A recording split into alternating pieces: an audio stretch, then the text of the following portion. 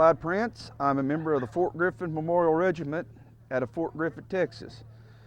I am wearing a 4-button sack coat made of wool. Trousers are wool. Split cowhide brogans was the type of shoe that they wore. This was your summer and wintertime uniform. The stripes you see on here indicate my rank, which is sergeant, color blue, infantry, and the service stripes down here represents battles I've been into.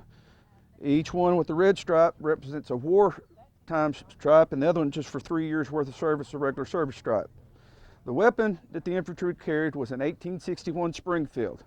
It weighed basically 13 pounds, had effective range up to 500 yards. It was a muzzle loader, it was all hand loaded, and an effective infantryman could get 3 to 4 shots off in a minute. Being a sergeant, I was issued a sidearm, which was an 1851 Navy Colt revolver, 44 caliber. It was a muzzle loader too, meaning you had to hand load it and cap it, and to fire it, you had to rotate the cylinder by hammering it all the way back. The infantry entrenching tool was to lay breastworks in so that you could get down low enough that the Indians could hit you. Basically, it's just a big bladed knife so that you could dig in the ground and make you a shallow impression. Side knife. Everybody had to have a knife out there. This was wasn't issued, you bought this on your own. And it was designed to hook on your belt behind your back.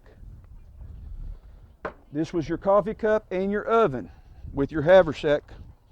You carried all your daily rations and your utensils and stuff that you needed in your haversack.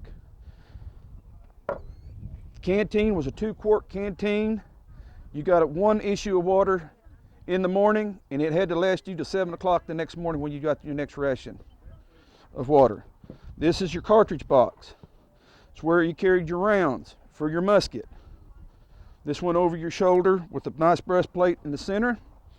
When this was fully loaded, it had enough black powder to equivalent to half a stick of dynamite. Bottom also was your bayonet.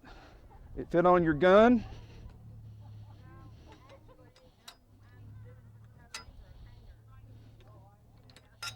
And had a lock so that it wouldn't come off.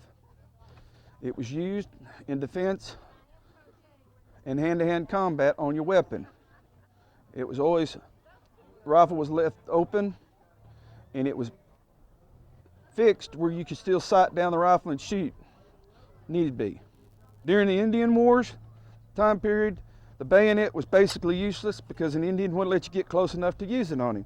So when we were out on patrol and marching, if you were allowed to have a hot camp, meaning you could have a fire or light, the soldiers would take this, stick it in the ground, and put a candle in it inside their tent so that they would have light inside their tents.